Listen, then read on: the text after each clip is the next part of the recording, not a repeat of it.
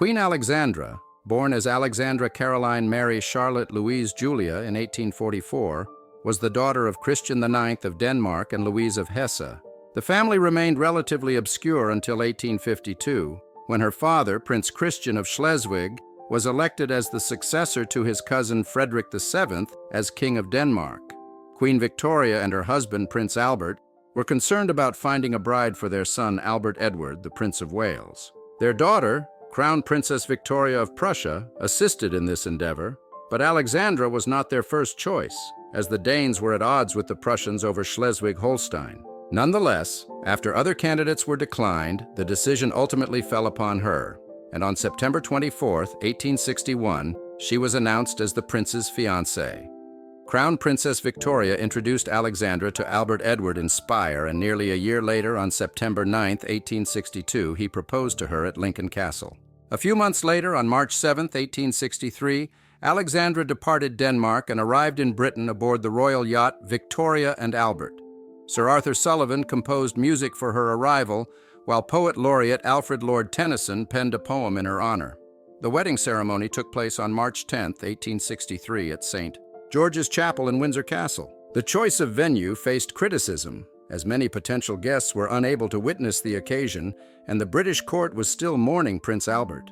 As a result, ladies were instructed to wear gray lavender or lavender shades. The wedding celebration of Alexandra and Edward was a remarkable event that captivated many notable figures of the time, all eager to partake in this grand festivity. However, alongside the celebration, the most memorable aspect of the event became the gifts she received on her wedding day. Among these were truly stunning jewels that reflected not only the Queen's status, but also the refined taste of her husband. The most renowned piece became Queen Alexandra's wedding necklace. Many of you are likely familiar with the tiara by its more common name, the Randall tiara. For a considerable time, it was probably referred to as such because it was believed to have been crafted by Randell and Bridge. However, while this jewelry house supplied adornments to British royalty, this tiara and its accompanying jewels were created by another esteemed name, Gerard. Although the tiara was entirely diamond-studded, it was part of a larger suite crafted from diamonds and pearls by the firm in 1862. The set included the tiara, a necklace, a brooch, and a pair of earrings. Interestingly, while the pieces were designed as a cohesive ensemble, the design of the tiara, featuring a complete diamond setting adorned with knots and motifs of the heraldic lily, bore little resemblance to the remaining jewelry in the suite, which included pearl button designs, diamond clusters, and pear-shaped pendants. Alexandra first wore the necklace, earrings, and brooch on her wedding day, opting not to don the tiara. Instead, she chose to adorn her hair with flowers, as seen in the portrait above. The suite was commissioned by the future Edward VII, then the Prince of Wales, for his intended bride, Princess Alexandra of Denmark. Interestingly, perhaps due to the design differences between the tiara and the rest of the set, Alexandra seldom wore the pieces together as a complete suite, instead favoring the combination of each item with various other jewels. The tiara was particularly versatile, allowing for mixing and matching with other adornments. 3 rows of diamonds formed a sturdy foundation upon which a series of interchangeable elements could be mounted. Alexandra typically wore the tiara with large components resembling diamond lilies, interspersed with intricate braided diamond knots. However, the tiara could also be worn without these bridging elements or with diamond stars in place of each lily. Alexandra was the only family member ever photographed in her tiara. For some time, observers in Windsor hoped that this wedding gift tiara was merely collecting dust in the vaults of the royal jewelry collection and would someday resurface in some form.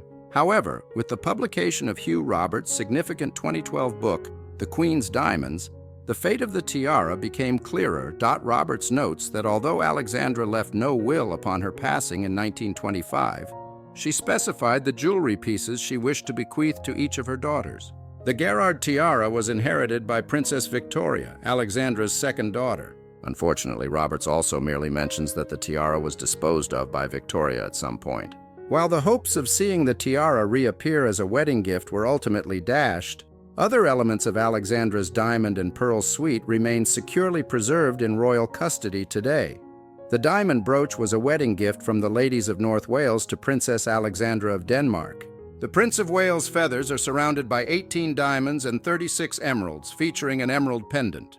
The feathers emerge from a coronet adorned with a band of 6 emeralds and rubies. Inscribed on the ribbon is the Prince of Wales' motto, Ich dien, I serve.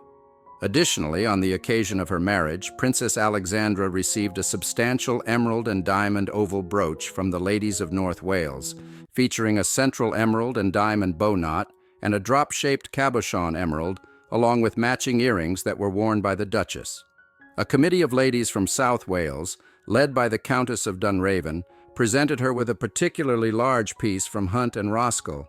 The upper part of the jewel, crafted from emeralds, diamonds, and pearls, is designed in the shape of a bouquet featuring branches of shamrock and flowering oak, ears of wheat, and mistletoe with berries, symbolic emblems of the 4 seasons. The bouquet is tied with a blue twisted enamel ribbon featuring long streamers and the inscription, O Dehudir Simru Ideu Tiwisoges, May the Lord preserve our princess. At the center of the bow is a magnificent diamond stone, alongside the Welsh crest, the red dragon, and a golden chain dangles below. The bow is adorned with emeralds and a pearl bow knot and is encircled by a diamond setting.